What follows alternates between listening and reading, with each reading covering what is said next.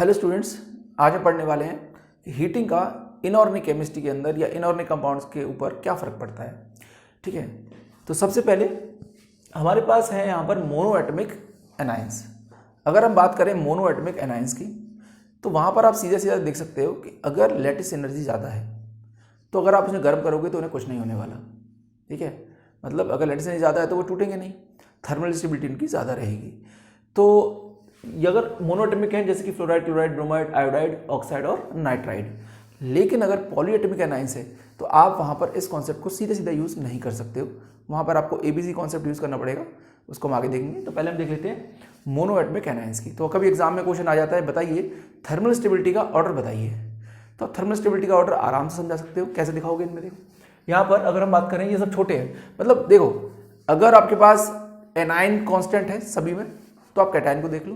Cation अगर छोटा है तो लैटिस एनर्जी ज़्यादा होगी, लैटिस एनर्जी ज़्यादा हुई तो स्टेबिलिटी भी ज़्यादा होगी। अच्छा, ये हुआ कि वहाँ पर जो है आपका एनाइन तो कांस्टेंट है, कैटायन चेंज हो रहा है तो छोटा देख लो। वहाँ पर भी छोटा कैटायन होगा तो लैटिस एनर्जी ज़्यादा होगी तो स्टेबिलिटी भी ज़्यादा होगी। मतलब आपको छोटा देखना है, चाहे एनाइन देखो चाहे कैटायन देखो। ठीक है, तो आप सीधे सीधे यहाँ सब क्वेश्चन को कर सकते हो। जैसे ऊपर वाले में देखें हम LiF, Cl, Br और I।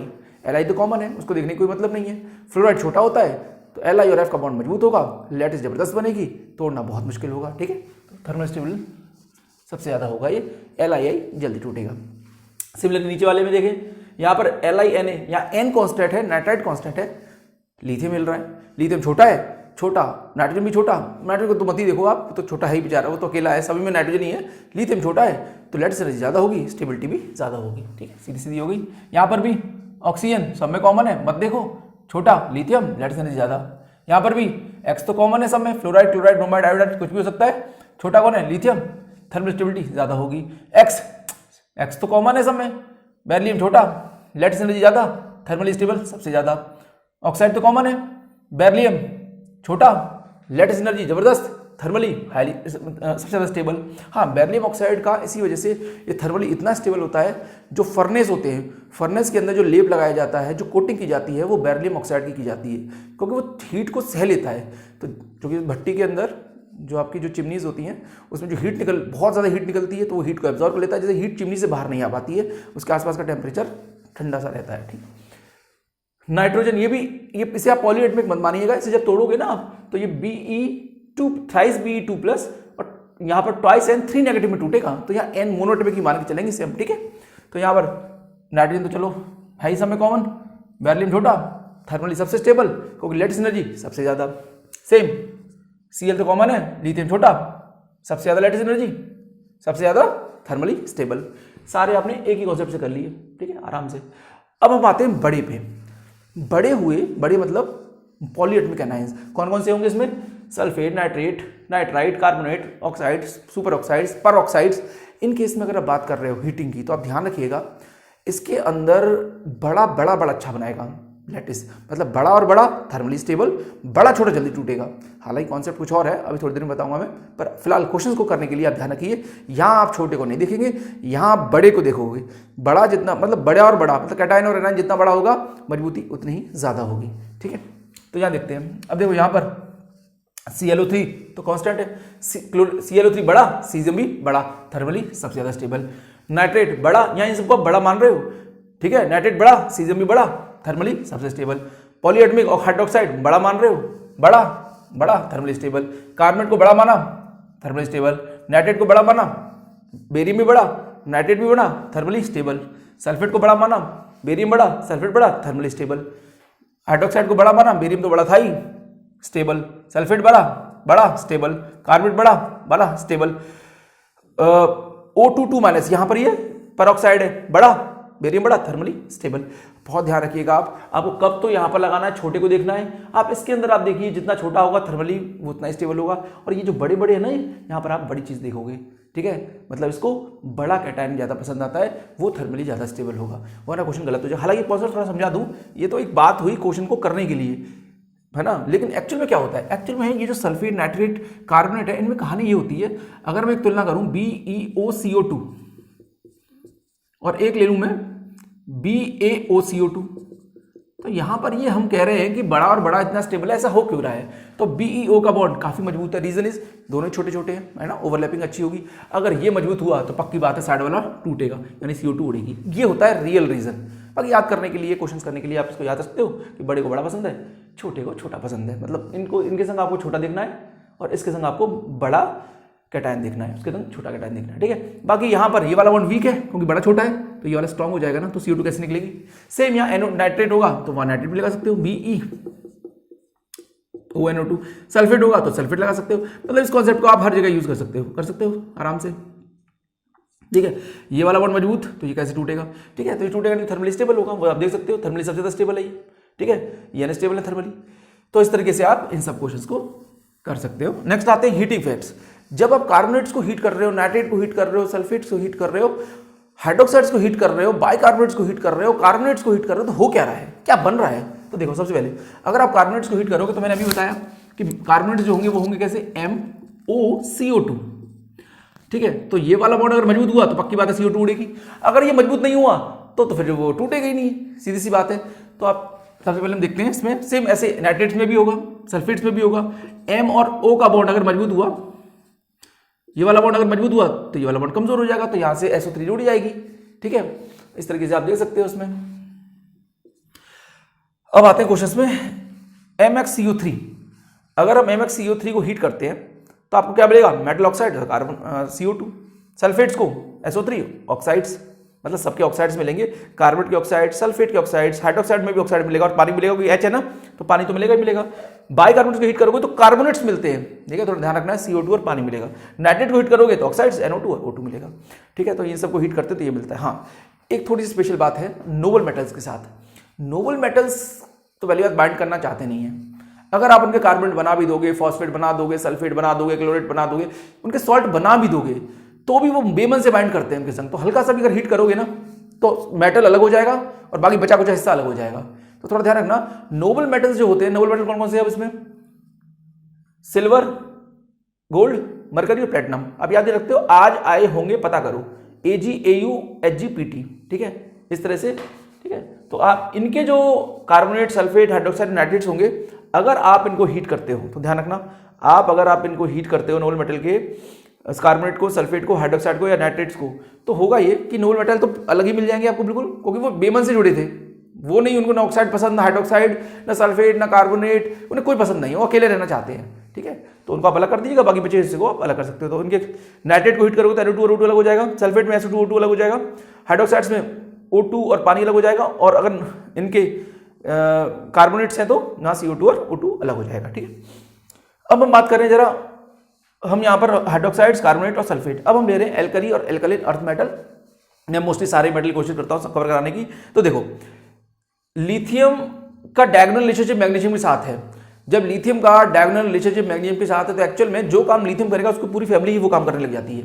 आप ऐसे समझ सकते हो, ठीक है। तो lithium, beryllium, magnesium, calcium, strontium, barium, सारे के, अगर हम हाइड्रोक्साइड लूँ, कार्बोनेट लूँ, सल्फेट लूँ, कुछ भी लूँ, लेड लूँ, जिंक लूँ, और ट्रांजिशन मेटल भी हो सकते हैं, है ना, उनके आप हाइड्रोक्साइड, कार्बोनेट, सल्फेट ले सकते हो। उनको हीट करोगे तो वो भी सेम आंसर ही देंगे, पर मेनली जो कॉमन है, जो कॉमनली एग्जाम में पूछे जाते हैं, वो यही है, वो मैंने लिख दिए हैं। तो इनको अगर आप हीट करते हो तो इनके रेस्पेक्टिव ऑक्साइड्स मिलते हैं, ठीक है। जबकि सोडियम, पोटेशियम, रुबिडियम, सीजियम के अगर आप हाइड्रोक्साइड, कार्बोनेट और सल्फेट लेते हो और उन्हें हीट करते हो तो हीट होते ही नहीं है। इसके पीछे कारण देखते हैं, ऐसा हुआ क्यों?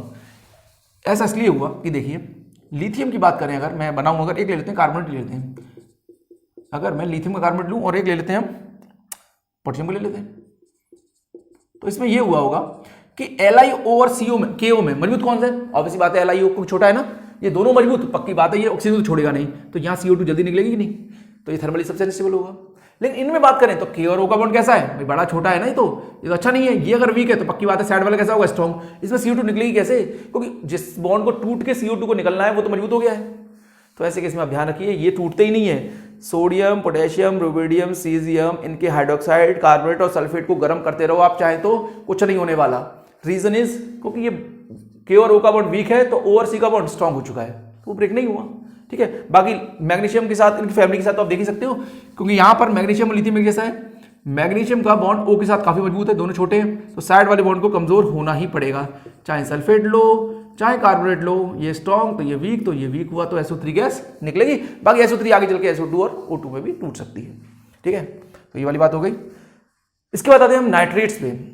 नाइट्रेट्स में क्या होगा, नाइट्रेट्स के अंदर भी यही होगा वैसे, बस थोड़ा सा अंतर है इसमें beryllium, magnesium, calcium, strontium, barium, अगर हम इसके नाइट्रेट्स लेते हैं तो BeO या फिर MgO, आप कुछ भी ले सकते हो, NO2, तो ये वाला बॉन्ड काफी स्ट्रांग है तो साइड वाला वीक हो जाएगा।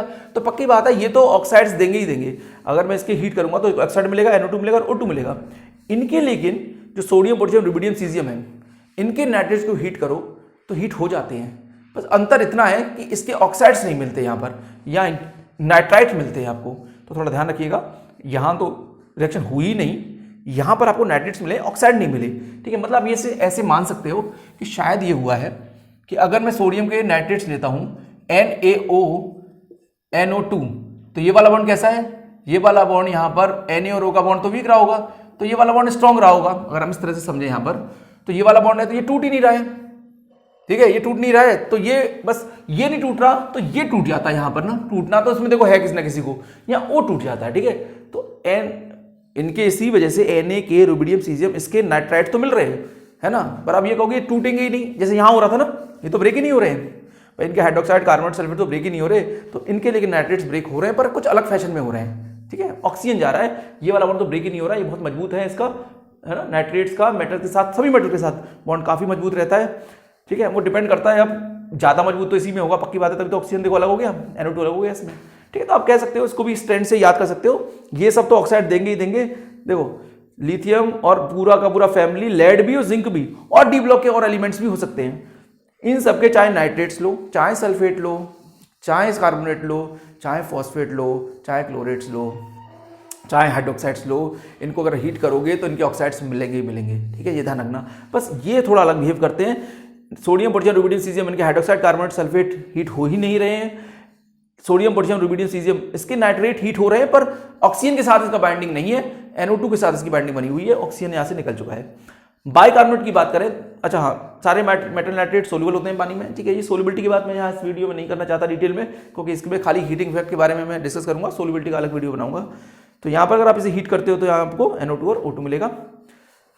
बाइकार्बोनेट की बात करें तो लिथियम, वो सेम कहानी, lithium, beryllium, magnesium, same diagonal relationship है ना, ये तो सेम बिहेव करेंगे ही, यहाँ पर भी सेम बिहेव कर रहे हैं, क्योंकि ये लिथियम का रिलेशन जो है डायगोनली सेम होता है मैग्नीशियम के साथ, तो मैग्नीशियम की पूरी फैमिली ही एक जैसा बिहेव करने लगती है। ठीक है, तो सॉल्ट्स के साथ, तो यहाँ पर भी आपको ऑक्साइड्स मिलेंगे, सीधी सी बात है, CO2 मिलेगी और पानी मिलेगी। लेकिन सोडियम, पोटेशियम, रुबिडियम, सीजियम के बाइकार्बोनेट को अगर आप हीट करोगे तो आपको वहां सिर्फ कार्बोनेट मिलेंगे, उनके ऑक्साइड्स नहीं मिलेंगे। ये बात फिर से इंपॉर्टेंट हो गई। कार्बोनेट को, इनके कार्बोनेट आगे चल के हीट ही नहीं होते, तो कभी भी किसी के बाइकार्बोनेट्स को अगर आप हीट करते हो तो आपको क्या मिलेंगे, उसके कार्बोनेट्स, पानी और CO2। कार्बोनेट फर्दर हीटिंग से ऑक्साइड बन सकते हैं, बस किस केस में, इन केस में लिथियम, इसकी मैग्नीशियम की पूरी फैमिली। लेकिन इनके कार्बोनेट्स आगे चल के हीट नहीं करते हैं, हीट करने से कुछ नहीं होता है, जहां आप देख चुके हो। आप कहाँ, इस वाले केस में हमने बात की थी ना, इनके कार्बोनेट्स को हीट किया तो कुछ हुआ ही नहीं, नो रिएक्शन। तो ध्यान रखिएगा, इनके कार्बोनेट्स को अगर आप बाइकार्बोनेट को हीट करोगे तो इनके कार्बोनेट बनेंगे, कार्बोनेट फर्दर हीटिंग से उनका कुछ नहीं होने वाला, जबकि इनके कार्बोनेट्स जो बने हैं आपके, वो हीट करके आगे ऑक्साइड, CO2 और पानी दे सकते हैं। ठीक है, तो ये सारी बात खत्म हो गई यहाँ पर। तो नोबल मेटल को आप थोड़ा ध्यान रखिएगा, नोबल मेटल के चाहे नाइट्रेट लो, सल्फेट लो, क्लोराइड, हाइड्रोक्साइड लो, उनके तो वो अलग ही हो जाते हैं, बचा कुचा हिस्सा आपका अलग हो जाता है। ये किसके साथ बैट करना नहीं पसंद करते, जनरली वो चार ही हैं, Ag, Au, Ag और Pt। अब आते हैं जिप्सम पे। जिप्सम जो होता है इसका फॉर्मूला है CaSO4.2H2। अगर आप हीट करोगे तो इसमें वाटर ऑफ क्रिस्टलाइजेशन कम हो जाता है। पहले तो देखो ऑर्थोरॉम्बिक मोनोक्लिनिक बनेगा हल्के सी हीटिंग से ही, फिर इसको और हीट करोगे 120 डिग्री पे, तो इसमें से आपका 1.5 जो मॉलिक्यूल है वाटर ऑफ क्रिस्टलाइजेशन का वो निकल जाएगा, तो आपका हो जाएगा CaSO4.2H2। इसको आप प्लास्टर ऑफ पेरिस भी बोलते हो। ठीक है, POP। उसके बाद और इसको 200 डिग्री पे हीट करो तो इसमें से ये पानी भी निकल जाएगा वाटर ऑफ क्रिस्टलाइजेशन, आपका हो जाएगा कैल्शियम सल्फेट, इसको आप डेड बर्न प्लास्टर भी बोलते हो। और हीट करोगे तो फिर वही वाली बात जो जहां हमने की थी कि आपका CO अलग, SO2 अलग और O2 अलग, क्योंकि देख रहे हो ना सल्फेट की हमने बात की थी यहाँ पर कैल्शियम का ऑक्साइड बनता है, देखिए ऑक्साइड बना है इसमें। ठीक है, उसके बाद बोरेक्स है आपका, बोरेक्स में 10 वाटर क्रिस्टलाइजेशन है, हीट करोगे तो सारे उड़ जाएंगे, और हीट करोगे तो आपका बोरेक्स बीड बनेगा B2O3 और NaBO2। बोरेक्स बीड को आप यूज करते हो बीट टेस्ट में अलग अलग मेटल्स जो होते हैं वो बोरेक्स बीट टेस्ट देते हैं, जिसमें कोबाल्ट जैसे ब्लू कलर देता है, और भी मेटल्स हैं अलग अलग कलर्स मिलते हैं उसमें, आयरन के, कोबाल्ट के, डी ब्लॉक एलिमेंट्स के लिए टेस्टिंग के लिए इसको यूज करते हैं। ठीक है, बोरिक एसिड को अगर आप हीट करोगे तो आपका यहाँ पर इसमें से पानी निकल जाएगा। बोरिक एसिड होता है इस तरह से बी, ऑर्थोबोरिक एसिड भी कहते हैं। इसको अगर हीट करते हो आप तो इसमें से अगर मैं वाटर निकाल दूं, भाई H2O निकाल दूं अगर, तो क्या बन रहा है, ये HbO2 तो बन रहा है, ये देखो HbO2 से अगर हमें पानी निकाल दें और, तो होगा क्या, देखो H3BO3 मैं अगर HbO2 से पानी निकाल दूं और हीट कर दूं तो यही तो है मेरा HbO2। अब HbO2 की 2 यूनिट से पानी निकालूंगा तो क्या मिलेगा आपको कुछ ऐसा मिलेगा, यहां से निकाल दो आप H2, लो B2O3, ये लो B2O3 मिला। ठीक है, तो इसको कहते हैं हम ऑर्थोबोरिक एसिड, इसको बोलते हैं हम B2O3 को बोरिक एनहाइड्राइड भी बोलते हैं इसको, या बोरिक ऑक्साइड भी बोलते हैं। ठीक है, और यहां पर इसको मेटाबोरिक या मेटाबोरिक एसिड बोल देते हैं HbO2 को। ठीक है, बोरिक एसिड से बनी मेटाबोरिक एसिड, मेटाबोरिक एसिड बनी बोरिक एनहाइड्राइड या बोरिक ऑक्साइड। ठीक है, तो आप पानी निकाल सकते हो आराम 2 यूनिट से। हाँ, अब ये बहुत इंपॉर्टेंट बात है, कई बार ये भी देखा गया है कि जैसे कभी कोई एलिमेंट है वो अनस्टेबल ऑक्सीडेशन स्टेट में है और आप उसे गर्म कर दो तो वो डिसप्रपोर्शनेट कर जाता है। अगर आप बहुत स्टेबल वाली मेटल को हीट करोगे, जैसे कोई स्टेबल मेटल है या कोई स्टेबल एलिमेंट है, वो ऑक्सीजन स्टेट उसकी जो है स्टेबल है, उसको कोई खास फर्क नहीं पड़ता हीटिंग से। लेकिन कोई अनस्टेबल वाली है तो वो डिसप्रपोर्शनेट कर जाएगी, मतलब वो खुद ही ऑक्सीडाइज हो जाएगी और खुद ही वो रिड्यूस भी हो सकती है। ठीक है, जैसे कि ये H3PO3 में अगर हम बात करते हैं, यहाँ फॉस्फोरस की ऑक्सीजन स्टेट जो है +3 है। +3 फॉस्फोरस की स्टेबल नहीं है, फॉस्फोरस या तो +5 में रहना चाहेगा या -3 में, ये तो बीच की स्टेट है। इसको हल्का सा गर्म किया तो देखो ये चला गया आपका +5 में और चला गया यहाँ पर -3 में, हो गया डिस्प्रपोर्शनेट, ऑक्सीडाइज भी हो गया, रिड्यूस भी हो गया। क्यों हुआ, हो गया अनस्टेबल था। HNO2 ये कितने में, +3 में, गर्म किया, हो गया डिस्प्रपोर्शनेट, एक आगे एक पीछे, +4 में चला गया, +2 में चला गया। ठीक है, ऑक्सीडाइज हो गया +3 से +4 और +2। ठीक है, उसके बाद अगर हम बात करें HOCl, भाई क्लोरीन की ऑक्सीजन स्टेट जो स्टेबल है वो +7 होती है। अब आपने ले रखी है ये कितनी, +1। अब +1 को परेशान करोगे तो रिड्यूस हो जाएगी और ऑक्सीडाइज हो जाएगी। 1 + x - 6 +5 परेशान करोगे इसे, हीट करोगे, ये भी स्टेबल नहीं है, +7 स्टेबल होती है, ऑक्सीडाइज हो गई, रिड्यूस हो गई। ठीक है, H2O2 ऑक्सीजन की जो स्टेबल ऑक्सीजन स्टेट है वो तो -2 है, परेशान। अब ये -1 तो स्टेबल नहीं होती है, ना तो सुपर ऑक्साइड स्टेबल होती ना पर ऑक्साइड्स, हीट करोगे हो गई डिस्प्रपोर्शनेट, -1 है, -2 में चली गई, 0 में चली गई, एक आगे एक पीछे। H3PO4, अब H3PO4 को अगर आप हीट करोगे तो क्या होगा, इसे आप बोलते हो फॉस्फोरिक एसिड। अब H3PO4 तो स्टेबल है, ये तो नहीं होगी डिस्प्रपोर्शनेट, तो ये डिस्प्रपोर्शनेट तो नहीं होगी, तो कुछ और तो हो सकता है इसकी 2 यूनिट से पानी निकल जाए। ठीक है, तो यहां पर इसकी 2 यूनिट से वाटर निकल के यहां पर पायरोफॉस्फोरिक एसिड बन जाएगी। ठीक है, क्योंकि एसिड्स को ज्यादा गर्म करो, ज्यादा परेशान करो तो डिस्प्रपोर्शनेट तो तब करेगी जब वो अनस्टेबल ऑक्सीडेशन स्टेट में होगी, अदरवाइज तो डिहाइड्रेशन के चांस है, जैसे यहाँ हो गया, तो यहाँ आपकी फॉस्फोरिक एसिड बन गई। ठीक है, हाँ, ये एक बोरोन का कंपाउंड है, एडक्ट है, BH2NH3 का उल्टाइज और BH4 नेगेटिव। इसे गर्म करो अगर आप हीट करते हो तो आपको यहाँ पर ये देगा H नेगेटिव, ये देगा H पॉजिटिव, हाइड्रोजन गैस निकल जाएगी और आपकी बोराजीन बन जाएगी। B3N3 एक्सिस को आप क्या बोलते हो, बोराजीन। इनऑर्गेनिक बेंजीन भी बोलते हैं इसको, एरोमेटिक होती है, हालांकि बेंजीन से तो बहुत ही कम एरोमेटिक है, पर हाँ एरोमेटिक है। ठीक है, पर ये एडिशन एक्शन नहीं देती, ये सब्स्टिट्यूशन एक्शन नहीं देती है, ये एडिशन एक्शन देती है। जैसे बेंजीन है, बेंजीन तो एडिशन देती नहीं है, बेंजीन क्या देती है, सब्स्टिट्यूशन रिएक्शन। और ये क्या देती है, हम इसको हम डिटेल में अलग से देखेंगे किसी वीडियो में, यहाँ पर मैं इसके बारे में ज़्यादा बात नहीं कर रहा हूँ इसकी प्रॉपर्टीज पर। हाँ, फिर भी इतना बता दूँ कि ये यहाँ पर हमेशा एडिशन एक्शन देगी, ये सब्स्टिट्यूशन नहीं देगी। इसका जो डबल बॉन्ड है वो फिक्स हो रखा है, चलता नहीं है अच्छी तरीके से, कुछ ऐसा होता है ये BN है ना, ये सबसे H लगे होते हैं। ठीक है, ये नाइट्रोजन की तरह भी सारे इलेक्ट्रॉन्स एक्यूमुलेट हो रखे हैं, तो ये करंट प्रॉपर्ली फ्लो ही नहीं करता, जब चलेगा ही नहीं तो फिर सब्स्टिट्यूशन की बात ही नहीं है, फिर तो एडिशन होगा। ठीक है, हाँ, ग्रेफाइट को बहुत गर्म कर दो, बहुत हाई टेम्परेचर, बहुत हाई प्रेशर पे, तो ग्रेफाइट जो है वो डायमंड बन जाता है। इस वजह से कहा जाता है कि जो ग्रेफाइट है वो थर्मोडायनेमिकली बहुत स्टेबल है। ठीक है, लेकिन जो डायमंड है वो इतना स्टेबल नहीं है। तो कभी पूछ ही ले तुमसे कि मोस्ट स्टेबल कौन सा है एलोट्रॉप है कार्बन का, तो ग्रेफाइट बताओगे आप। ठीक है, फिर डायमंड और फिर उसके बाद फ्लोरीन का नंबर आएगा। ठीक है, लेकिन हाँ, बहुत हाई टेम्परेचर, बहुत हाई प्रेशर में ही डायमंड में ग्रेफाइट जो है डायमंड में कन्वर्ट होगा। ठीक है, उसके बाद बात करें हम सॉल्ट्स की हीटिंग की। अब अगर अमोनियम के सॉल्ट हैं, मतलब अगर ऑक्सीडाइजिंग है तो N2 या N2O मिलेगी। और अगर नॉन ऑक्सीडाइजिंग है सॉल्ट तो पक्की बात है अमोनिया मिलेगी। आप इस बात से सारे सॉल्ट कर सकते हो। जैसे Cr2O7 है, डाइक्रोमेट सॉल्ट है, पक्की बात है ये बहुत भयंकर, एक पोटेशियम क्रोमेट, डाइक्रोमेट, ये तो ऑक्सीडाइजिंग एजेंट होते हैं, ठीक है। तो ये तो ऑक्सीडाइजिंग है, तो पक्की बात है यहाँ पर आपको N2 मिलेगी। अगर ऑक्सीडाइजिंग सॉल्ट हुआ तो N2 या N2O, वो डिपेंड करेगा बैलेंस कैसे किया है आपने क्वेश्चन को। और अगर नॉन ऑक्सीडाइजिंग है तो पक्की बात है अमोनिया मिलेगी। तो Cr2O7 यहाँ पर N2 देगी। और आप खुद सोच भी सकते हो कैसे, कि अगर मैं CrO3 को निकाल दूं तो यहाँ ऑक्सीजन कितने बचेंगे, तो 4 बचेंगे। अगर मैं यहाँ पर CrO3 को निकाल दूं तो यहाँ पर आपका O है 4 और H है 8, तो मैं H2O बना सकता हूँ कितने, 4, तो मिलेगा बन गया ना N2, N2 अलग हो गई, H2 अलग हो गया, CrO3 अलग हो गया। हाँ लेकिन अगर मैं देखो NO2 है, इसमें H कितने हैं आपके 4 और O कितने हैं आपके 2, तो कितने H2O बना सकता हूँ मैं 2, H2O 2 बना दो, बाकी बचा को N2 तो भरेगा ही, तो N2 तो नहीं, ठीक है। N2 बनेगा कि N2O बनेगा, इसमें कंफ्यूजन को दूर करने के लिए पानी निकाल दो। आपके पानी बैलेंस हो जाते हैं तो ठीक है N2 बन जाएगी। पानी अगर बैलेंस नहीं हो रहे हैं, एक आध ऑक्सीजन बच रहा है तो आप N2 बना दो, ठीक है। जैसे ये है NH4NO3 है, ये अगर हीट करूं इसे तो मेरा ये बन रहा है H4O3। अब O2 बनेगा तभी तो मैं H2 निकाल पाऊंगा 2, एक ऑक्सीजन बच नहीं रहा, वो N2 के साथ बैठ कर जाएगा और N2 बना लेगा। तो इसमें आपको N2 नहीं बनानी, N2O बनानी है, क्योंकि एक ऑक्सीजन यहाँ बच जा रहा है। N2O4, ठीक है। N2O4 को हीट करोगे तो NO2 बनता है, NO2 को कूल करोगे तो N2O4 बन जाता है, क्योंकि ये इसी के डायमराइजेशन से बना ना, क्योंकि NO2 पैरामैग्नेटिक स्पीसीज है। NO2 में एक अनपेड इलेक्ट्रॉन होता है, जो NO2 होती है वो कुछ ऐसी होती है। अब इसको ठंडा करोगे, जमा दोगे तो दो इसकी एक और यूनिट रही होगी, वापस मिलकर कपल कर लेगी, इस फ्री रेडिकल को खत्म कर देगी, ठीक है। बाकी ये कलर्ड होता ही है ना। और N2O4 जो है वो हाई टेम्परेचर पे N2 बनता है, लो टेम्परेचर पे जो है NO2 N2O4 बन जाता है। अमोनियम क्लोराइड, क्लोराइड तो नॉन ऑक्सीडाइजिंग है तो अमोनिया मिलेगी, HCl मिलेगा, ठीक है, नॉर्मल है। HCl की फ्यूम्स होती हैं। Ammonium sulphate, sulphate non oxidising है, अमोनिया मिलेगी और अमोनियम सल्फेट मिलेगा, बाइसल्फेट मिलेगा। कार्बोनेट नॉन ऑक्सीडाइजिंग है, अमोनिया मिलेगी, H2O मिलेगा, CO2 मिलेगा। ये भयंकर ऑक्सीडाइजिंग है, Cl4 नेगेटिव। भाई क्लोरिक एसिड, पर क्लोरिक एसिड बहुत ही भयंकर ऑक्सीडाइजिंग एजेंट है, ठीक है।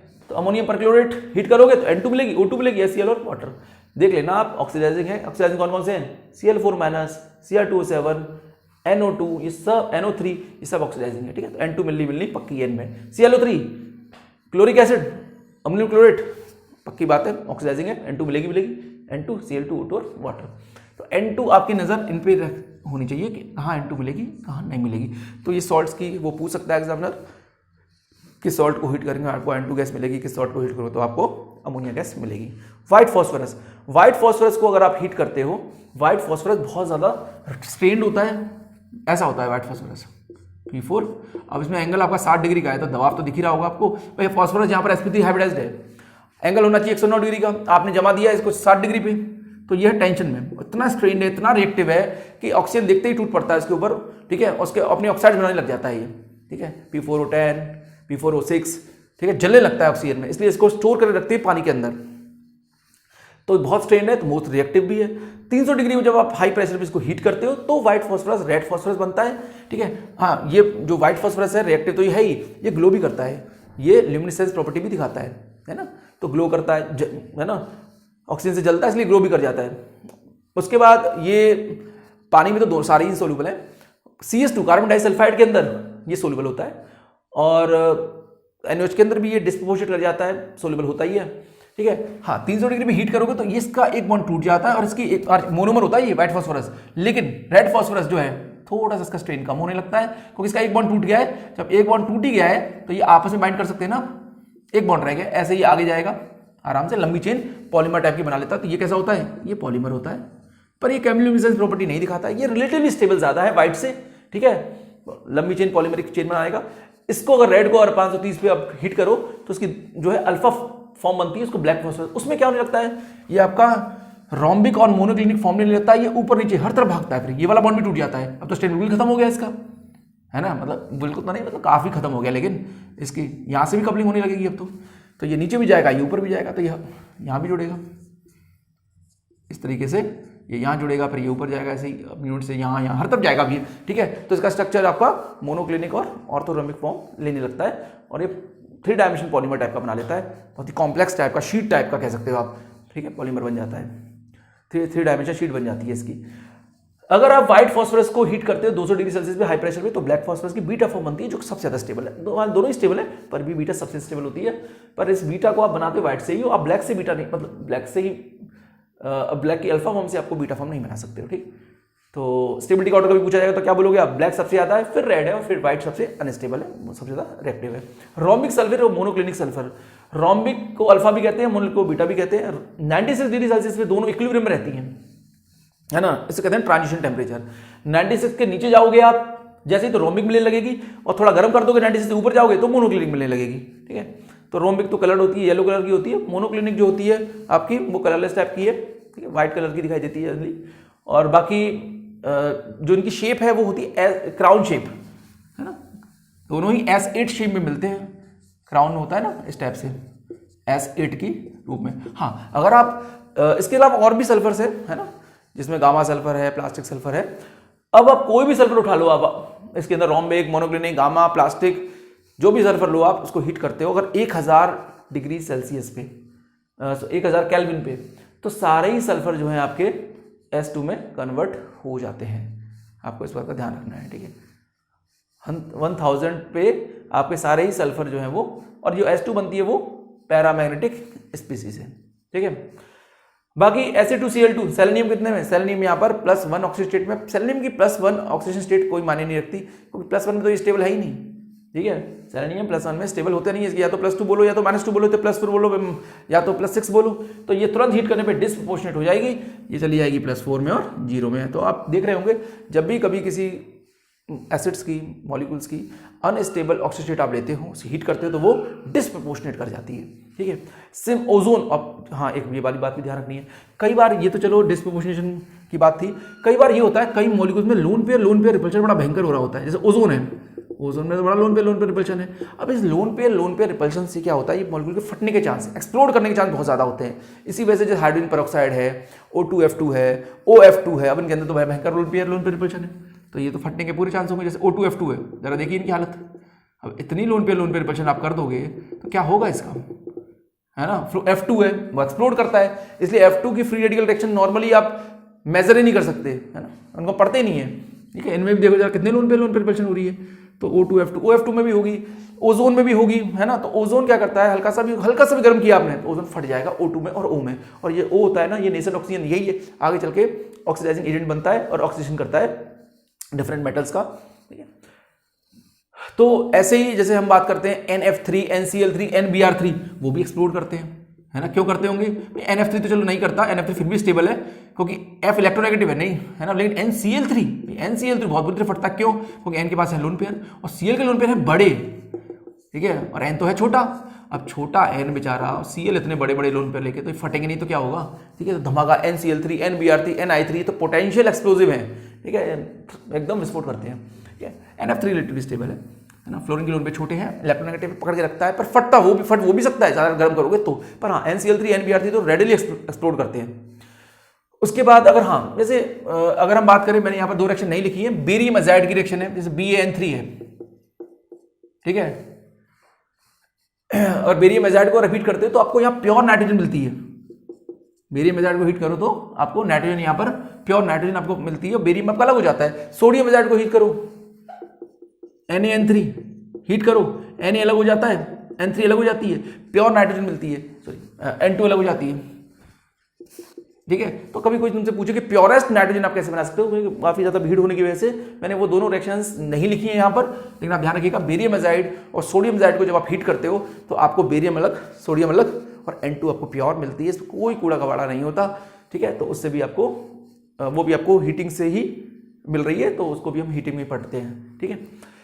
उसके बाद KClO3 पोटेंशियल एक्सप्लोजिव, ठीक है। ClO3 K प्लस तो ClO3 में टूटेगा, तो ClO3 अगर बनाओगे आप तो यहाँ तो लोन पेयर तो है ही, यहाँ पर देखो ये लोन पेयर है, Cl में भी लोन पेयर है, तो ये रिपल्शन से फटने के चांस होते हैं। तो ये MnO2 की प्रेजेंस में आपका O2 फेंक देता है, और Cl इनको ज़्यादातर पटाखों में भी यूज करते हैं हम, ठीक है। KCl और O2 में ये ब्रेक हो गया, ठीक है, हीट करने का। KMnO4 बहुत ही भयंकर ऑक्सीडाइजिंग एजेंट, ठीक है, गर्म करोगे ये भी बुरी तरह से फटता है, लोन पे रिपल्शन की वजह से बहुत ही स्ट्रॉन्ग ऑक्सीडाइजिंग एजेंट है, ठीक है। बहुत सारे लोन पेयर है भाई इसमें तो, ठीक है, ये सब आपस में टकराते हैं तो यहाँ पर आप जब ब्रेक होगा ये K2MnO4 MnO2 और O2 में ब्रेक हो जाता है। हाँ, जब ये ब्रेक होगा तो थोड़ा कलर का भी आप ध्यान रखिएगा। पर्पल कलर का होता है ये, ब्रेक होने पर हीट करने पे 240 डिग्री सेल्सियस पे ग्रीन कलर का K2MnO4 बनता है और ब्राउन कलर का MnO2 मिलता है। O2 आपकी कलरलेस होती है। तो PCl5, अब PCl5 जो होता है ट्रायगोनल बाइपिरामिडल TBP। तो ये होता है कुछ इस तरीके से। अब यहाँ पर जो हाइब्रिडेशन होती है इसकी, इस वाले हिस्से की तो होती है sp2, इसकी होती है pd, टोटल होती है sp3d। ठीक है, तो यहाँ पर चूंकि ये वाला बॉन्ड जो लंबा बॉन्ड है एक्सियल बॉन्ड, उसके अंदर एस कटर बिल्कुल नहीं, तो कमजोर होता है। कमजोर होगा तो लंबा होगा, जो कमजोर होगा वो लंबा होगा। लंबा होने पर हल्का सा गर्म कर दे, टूट जाएंगे, ये टूट जाएंगे तो PCl3 अलग और Cl2 अलग। इसलिए आयनिक फॉर्म में क्या होता है, ये PCl5 आपका PCl4 पॉजिटिव और PCl6 नेगेटिव बन जाता है। आयनिक फॉर्म, सॉलिड फॉर्म में बात कर रहा हूं मैं। लेकिन हाँ, वैसे गर्म करोगे तो आपको ये दोनों अलग हो जाएंगे और ये अलग हो जाएगा। ठीक है, तो PCl3 और Cl2 में ब्रेक हो जाता है। PF5 रिलेटिवली स्टेबल है, क्योंकि क्यों है स्टेबल वो, वहां पर P और F का बॉन्ड मजबूत है, क्योंकि छोटा है ना फ्लोरीन, वो इतना लंबा नहीं है कि टूट जाए। ठीक है, तो ये यहाँ पर रिलेटिवली स्ट्रॉन्ग रहता है, तो PF5 तो आपको मिल जाता है, पर PCl3 को गर्म करने पर टूट जाता है वो। PBr5 तो और जल्दी टूटेगा, क्योंकि ब्रोमीन तो और कमजोर है, वो और लंबा है। ठीक है, तो लंबा होगा जल्दी टूटेगा। तो PBr4 तो आपको रूम टेम्परेचर भी टूट जाता है, इसको तो गर्म करने में तोड़ना पड़ता है भाई, गर्म करोगे तब टूटेगा। ये रूम पर ही ब्रेक हो जाता है PBr5 तुरंत। PI5 तो मिला ही नहीं बेचारा, है ना, मिला ही नहीं आज तक, तो आयनिक फॉर्म में होता है PI4 पॉजिटिव और I नेगेटिव में। तो क्यों, क्योंकि आयोडीन तो और भी लंबे होंगे, कमजोर होंगे, तो वो होना ही बेकार है उनका, तो बात ही करना बेकार है उनकी। ठीक है, इससे थोड़ा ध्यान रखना आप। PCl5 को टेम्परेचर ज्यादा दो तो PCl3 और Cl2 में ब्रेक होता है। अब आते हैं हम इनर्ट पेयर इफेक्ट पे। इनर्ट पेयर इफेक्ट से आप, इनर्ट पेयर इफेक्ट होता क्या है, जब आप ऊपर से नीचे चलते हो किसी ग्रुप में, तो जो नीचे वाले एलिमेंट्स हैं वो उनके जो s इलेक्ट्रॉन्स है वो बॉन्डिंग में पार्टिसिपेट नहीं करते, उसे आप इनर्ट पेयर इफेक्ट कहते हो। इनर्ट पेयर इफेक्ट होता इसलिए है मेनली क्योंकि जो जैसे आप नीचे जाओगे तो ये न्यूक्लियस है। अब जो f ऑर्बिटल्स होते हैं, f ऑर्बिटल्स की जो शील्डिंग पावर होती है वो पुअर होती है। ठीक है, या फिर इसको थोड़ा सा और सिंपलीफाइड फॉर्म में बनाऊं मैं समझाने के लिए, तो आप ये समझ सकते हो, ये न्यूक्लियस मान लो, या मान लो f ऑर्बिटल्स हैं और वो डिफ्यूज होते हैं। डिफ्यूज मतलब फटे हुए होते हैं। तो जो s और p ऑर्बिटल्स हैं, अब ये शील्ड प्रॉपर शील्डिंग कर नहीं पाते हैं, किसकी, न्यूक्लियस के चार्ज की। तो जब शील्डिंग नहीं कर पाएंगे तो s पे इसका इफेक्ट ज्यादा होगा न्यूक्लियस का, s को ज्यादा खींचेगा। जब s को ज्यादा खींचेगा तो s काफी पास आ जाता है। अब s ज्यादा पास आ गया तो फिर बॉन्ड से इलेक्ट्रॉन निकालना मुश्किल हो जाएगा। इसी वजह से जब आप ऊपर से नीचे चलते हो बोरोन की फैमिली में, बी अलगा इंटल, तो बोरोन, एल्यूमिनियम, गैलियम, इंडियम तक तो +3 बनते हैं, थैलियम +1 में काफी स्टेबल है। ऐसे ही कार्बन, सिलिकॉन, जर्मेनियम, टिन तक तो +4 में मामला सही है, पर लेड +2 में खुश रहता है। ठीक है, आगे नाइट्रोजन, फास्फोरस, आर्सेनिक, एंटीमनी +5 तक जा सकते हैं, बिस्मथ +3 में ही खुश है। ठीक है, तो ये सब है इसलिए कि जो लास्ट एलिमेंट है आपका ग्रुप का, वो मैं लास्ट का मतलब रेडियोएक्टिव वाले को फिलहाल बात नहीं कर रहा हूं, है ना, लेड, बोरन वाले में थैलियम और बिस्मथ। ठीक है, आगे हम बात नहीं करते हैं इसके अलावा, नेट पर वहां भी काम कर रहा होता है। इनमें जो नीचे वाला एलिमेंट है वो वाला आपके एस इलेक्ट्रॉन को बॉन्डिंग में पार्टिसिपेट नहीं होने देगा। ठीक है, जिसकी वजह से उसकी ऑक्सीजन स्टेट 2 कम हो जाएगी। तो इसी से क्वेश्चन कैसे बनेगा, क्वेश्चन वैसे बनेगा कि बताइए PbI4 को अगर आप हीट करोगे और PbF4 को आप हीट करो तो जल्दी कौन टूटेगा। लेड तो +2 में जल्दी जाना चाहता है, तो आयोडीन जो I नेगेटिव है उसकी प्रॉपर्टी एक होती है रिड्यूसिंग की। भाई I इलेक्ट्रोनेगेटिव बिल्कुल नहीं है, वो इलेक्ट्रॉन तुरंत देना चाहता है दूसरे को। तो अगर मैं तोड़ू इसको तो Pb वैसे एक तो वैसे ही अनस्टेबल, तो तुरंत ही ब्रेक होगा PbI2 में और I2 में। क्यों, क्योंकि I नेगेटिव ने कर दिया Pb+4 का रिडक्शन। PbF4 फिर भी थर्मली स्टेबल है, क्यों, क्योंकि PbF4 मान लो टूट भी गया, चलो तोड़ भी दूं, पर फ्लोरीन तो ऑक्सीडाइजिंग होता है ना, ये फिर से इसके इलेक्ट्रॉन निकाल के इसको +4 में पहुंचा सकता है। पर आयोडीन तो होता ही नहीं ऑक्सीडाइजिंग, है ना, वो तो रिड्यूसिंग है, वो तो +2 में ही रहना चाहेगा और I2 तुरंत 0 बन के स्टेबल रहता है। तो एग्जाम में क्वेश्चन पूछे तुमसे कि PbF4, PbCl4 और PbI4 में बताइए थर्मली सबसे स्टेबल कौन है, तो आप बोलोगे PbF4 सबसे स्टेबल है। ठीक है, जबकि PbI4 सबसे अनस्टेबल है। PbCl4 भी ब्रेक होता है, PbI4 भी ब्रेक होता है, PbF4 भी ब्रेक हो सकता है, बहुत हाई टेम्परेचर तो वो भी ब्रेक होगा। लेकिन हाँ, नॉर्मल टेम्परेचर में बात करें हम तो PbI4 तो तुरंत ब्रेक होता है, PbF4 रिलेटिवली स्टेबल है ना। Reason is inert pair effect. इसी तरीके से हम कह सकते हैं Bi बिस्मथ +3 में जाना चाहेगा। आयरन, ये हो क्यों रहा है, I की वजह से, I नेगेटिव रिड्यूसिंग होता है। ठीक है, तो सामने वाले का रिडक्शन करना पसंद करेगा, तो I नेगेटिव ने क्या कर दिया बिस्मथ का, बिस्मथ कितने में था +5 में, रिडक्शन करके क्या पहुंचा दिया +3 में। I नेगेटिव ने क्या कर दिया आयरन +3 का रिडक्शन +2 में पहुंचा दिया। I नेगेटिव ने क्या कर दिया लेड का रिडक्शन पहुंचा दिया +2 में +4 से। मरकरी किसमें थी +2 में, कर दिया रिडक्शन पहुंचा दिया इसको +1 में, +2 से कहां पहुंचा दिया I नेगेटिव ने +1 में। ठीक है। बाकी PbCl4 तो PbCl2 में टूटना ही था इसको, क्योंकि ये थर्मली इनर्ट पेयर इफेक्ट की वजह से अनस्टेबल थी स्टेट। हाँ, अब कभी तुमसे कोई कहे कि बताओ जो GaX2 है ये, इसमें गैलियम की ऑक्सीडेशन स्टेट क्या है, तो आप थोड़ा ध्यान रखिएगा। यहाँ देखने में तो लग रहा है ये +2 Bl-Ga बोरॉन एल्यूमिनियम गैलियम, ये तो +3 में रहते हैं, ये +2 में कब से रहने लग गए, तो ये धोखा है आंखों का। ये लग रही है +2 पर ये होती +3 है। ये आपका जो कंपाउंड होता है GX2 ये मिलता है कुछ ऐसे GaX और GaX3 में, ठीक है। मतलब ये एक आपका मिक्स्ड हैलाइड है। GX2 जो होता है वो कॉम्प्लेक्स बना के मिलता है Ga और GaX4 माइनस में। तो देखो Ga +1 में भी है, उसमें +3 में भी है। तो एक्चुअल में गैलियम यहाँ +3 और +1 में है, न कि आपका ये +2 में है, ठीक है। कब क्वेश्चन आ जाए तो क्वेश्चन गलत हो सकता है। ये मिक्स्ड हैलाइड है और इसमें आयनिक और कोवलेंट दोनों ही है, क्योंकि बाहर वाला जो है आयनिक कॉम्प्लेक्स बना रहा है और अंदर जो है कोवलेंट बॉन्ड भी है GaBr का, ठीक है। उसके बाद Ki3 और Tli3। अब यहां भी धोखा हो सकता है। Ki3 तो चलो हम जानते हैं कैसे, K+ और I3-, ये आयनिक कंपाउंड है, पर हमें Tli3 को देख के फील आ सकता है कि थैलियम की तो वैलेंसी +3 होती है, पर जिसको इनर्ट पेयर इफेक्ट पता है उसे मालूम है कि Tl तो +1 में रहता है, तो ये कैसे किसी भी हालत में +3 नहीं हो सकता। और ये बात सही भी है, थैलियम यहाँ +1 में है और I यहाँ पर I3- में है, तो ये भी आपका आयनिक कंपाउंड है। ये लग रहा है आपको +3 है, ये यहाँ पर +1, और ये दोनों एक जैसे Ki3 और Tli3 है। I3 नेगेटिव जो होता है लीनियर होता है, इसकी हाइब्रिडेशन जो sp3d होती है, d यहाँ पर Z होता है, dZ², ठीक है। ये सब चीज़ें अलग से किसी वीडियो में कवर करूंगा मैं। पर हाँ, स्टेबिलिटी थर्मली, कोई चीज़ कितनी स्टेबल है कितनी अनस्टेबल है, किन किन रिएक्शन में हीट का इफेक्ट पड़ता है, ठीक है। मैंने कोशिश की है मैक्सिमम रिएक्शन कवर हो जाए। नेक्स्ट वीडियो में मिलेंगे एक नए टॉपिक के साथ। Thank you.